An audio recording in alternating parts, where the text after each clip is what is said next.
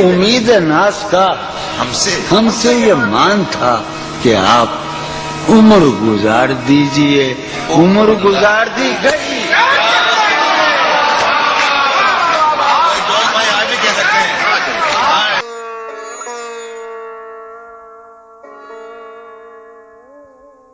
یہ غم کیا دل کی عادت ہے؟ نہیں تو کسی سے کچھ شکایت ہے؟ نہیں تو ہے وہ ایک خواب بے تعبیر اس کو، ہے وہ ایک خواب بے تعبیر اس کو بھلا دینے کی نیت ہے؟ نہیں تو کسی کے بن کسی کی یاد کے بن، کسی کے بن کسی کی یاد کے بن جیے جانے کی ہمت ہے؟ نہیں تو اذیت ناک امیدوں سے تجھ کو اما پانے کی حسرت ہے؟ نہیں تو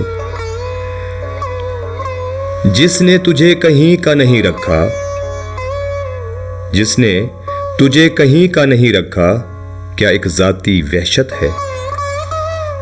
نہیں تو وہاں والوں سے ہے اتنی محبت، وہاں والوں سے ہے اتنی محبت، تو کیا یہاں والوں سے نفرت ہے؟ نہیں تو سبب جو اس جدائی کا بنا ہے، سبب جو اس جدائی کا بنا ہے، کیا وہ مجھ سے خوبصورت ہے؟ نہیں تو جون ایلیا، شاعر شکایت۔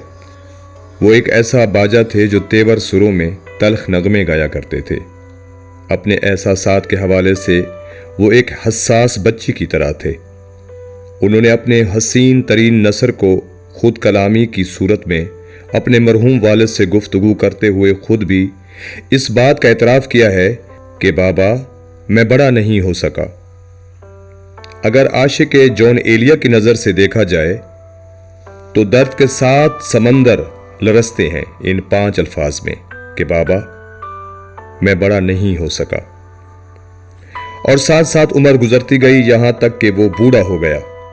ایک بچے کا بوڑھا ہونا اتنا بڑا المیہ ہے، اتنا بڑا المیہ ہے کہ بیان کرنے کی طاقت نہیں۔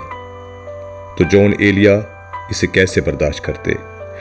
بس یہی کہا جا سکتا ہے کہ وہ ایک بوڑھا بچہ تھا، ایک چنچل مگر یتیمی اور لاوارسی کے احساس تلے دب کر بگڑ جانے والا بچہ، مگر یتیمی اور لاوارسی کے احساس تلے دب کر بگڑ جانے والا بچہ، جو سب سمجھتا تھا، جو کہتا تھا مجھے تو کوئی ٹوکتا بھی نہیں۔